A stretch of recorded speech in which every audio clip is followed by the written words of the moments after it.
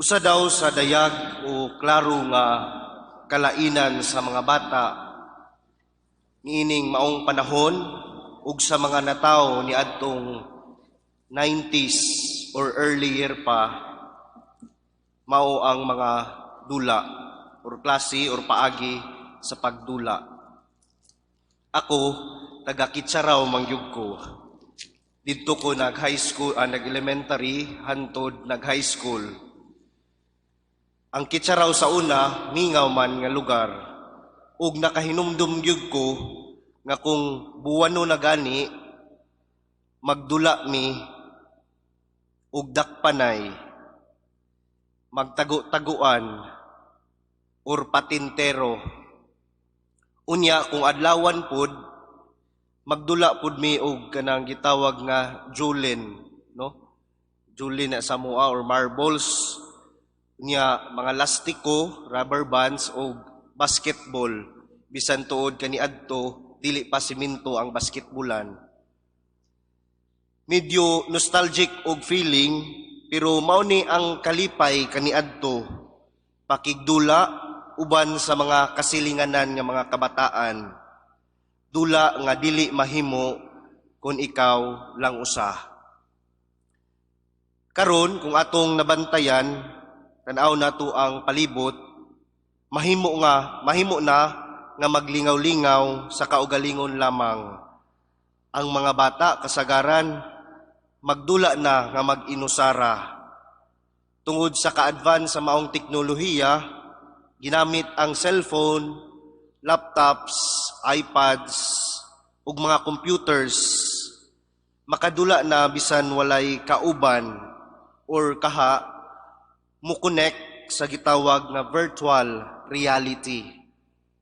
Sa ato pa, ang physical nga pakiguban or tinuod nga mga kadula, karon gipulihan na og virtual na kadula or virtual playmate. Ug kini nahimong maong bag-ong dagway sa dagan sa panahon. Gitawag nga new normal or ordinary life among children. Lakip na gani ang mga hamtong. Wa ko kabalo kung nakabantay mo niining bag-ong kultura sa bag-ong henerasyon sa mga bata, ingon man sa mga hamtong. Kasagaran kanato dili na ganahan or di na magpanumbaling sa pakig-istorya sa usag-usa. Bisan pag magtapad, murag di na gyud ta kaila, magsigi na lang ta og duko diha sa kananan, diha sa atong panimalay mismo. Magsigi na lang tag hawid sa atong mga cellphones, magsigig scroll sa Facebook, tan-aw og YouTube, tan-aw og mga TikTok. Kung muadto kita sa pampublikong lugar, sama sa mga bus terminals, airports, ug sa mga restaurants, kasagaran, dili siguro tanan, samtang nagpaabot or naghulat ang mga tao, mas mupili na nga dili makig-istorya. No human interaction or engagement. Tungod kay kasagaran, mas mupili naman nga maglingaw-lingaw diha lamang sa kaugalingon. Makigdula gamit ang cellphone, kabantay mo niini, or baka ato ning bantayan sa atong kaugalingon. Naguna-una ko or namalandong ko kung unsa kahay epekto niini, kung unsang paagi nga kining bag-ong kultura, kining bag-ong dili na pagtagad sa usag-usa, nakaapekto ba or makaapekto ba kini sa atong isip simbahan?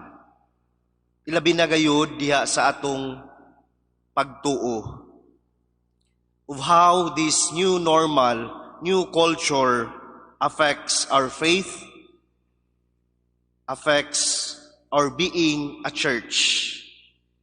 Ug niabot ko sa punto sa akong pagpamalandong mga igsoon nga daghan karon ang mutuo sa Ginoo apan dili gusto mo apil sa mga kalihukan, dili magpakabana. Daghan karon ang mutuo apan magampo daw, mag-inusara na lang kay kun musimba madisturbo daw sila or makasala daw, maong mupili na lang nga mag-inusara anha sa ilang mga panimalay. Ang pag-ampo nga kaniadto katilingbanon nahimo ng private or solitary prayer. Nganong ako mangkining gisgutan?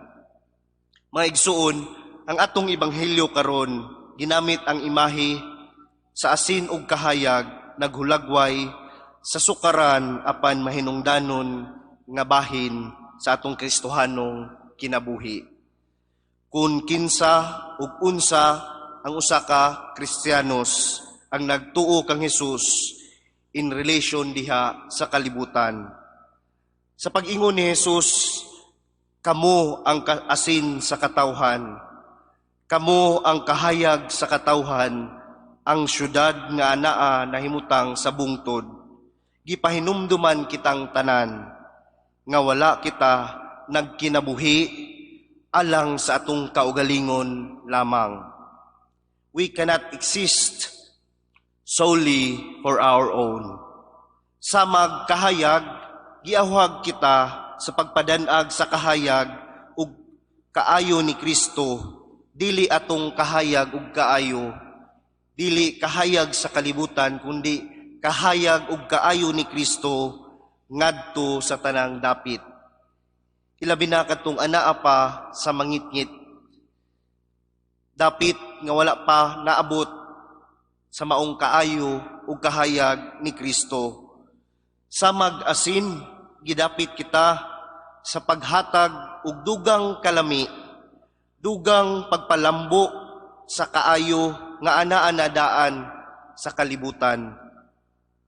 Sa laing pagkasulti, ang asin ug kahayag, ilakip nato ang bungtod, ang syudad nga anaa sa bungtod, kini nga mga butang, naghatag og bili lamang, or adunay bili sa ilang kaayuhan or kapuslanan alang sa uban.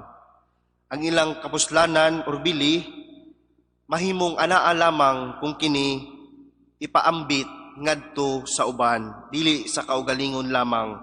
Ug mao kini ang Kristohanong kinabuhi, mga igsuon. Ang Kristohanong kinabuhi mao ang pagpakabana, pagkaanaa sa uban ug alang sa uban, with and for others. Mao kini usab ang simbahan, usa ka synodal church nga kanunay ginaingon ni Pope Francis. Wala nag-inusara kundili simbahan nga nakigduyog panaw sa susamang dalan o susamang padulngan paingon ngadto sa mismong kahayag ug kaayo, sa mismong naghatag sa kaayo nga mao ang Ginoo. We are a synodal church walking together on the same path, on the same road, not a solitary journey, nor for oneself only, but with and for others. Mga igsoon ko diha ni Kristo, sa atong pagpaningkamot diha sa pagkinabuhi, isip Kristohanon sama sa asin, kahayag, lakip na ang syudad nga anaa sa bungtod, atong hinumduman usab, diha sa atong mga pag-ampo, sulod nining maong santos nga misa, ang mga tao nga nahimo usab nga asin, kahayag, ug ingon man syudad nga naa sa bungtod diha sa atong kinabuhi. Sa panahon nga kita usab nawala or nahisalaag ug nahibalik tungod kanila. Sa panahon nga nawala ang atong kahinam diha sa bisan unsang mga butang nga atong gibuhat ug gipaningkamutan, walay lami, walay meaning ang tanan, apan tungod sa atong mga nakaila, atong mga higala, kita nakabaton pag-usab dili lang kahayag, kundili kahulugan sa kinabuhi. Unsa kanindot, unsa kalami ang pagkinabuhi, labi na gayod sa Kristohanong kinabuhi. Magampo kita alang kanila, ug magpasalamat kita sa Ginoo sa paghatag og mga tao nga susama nila. Amen.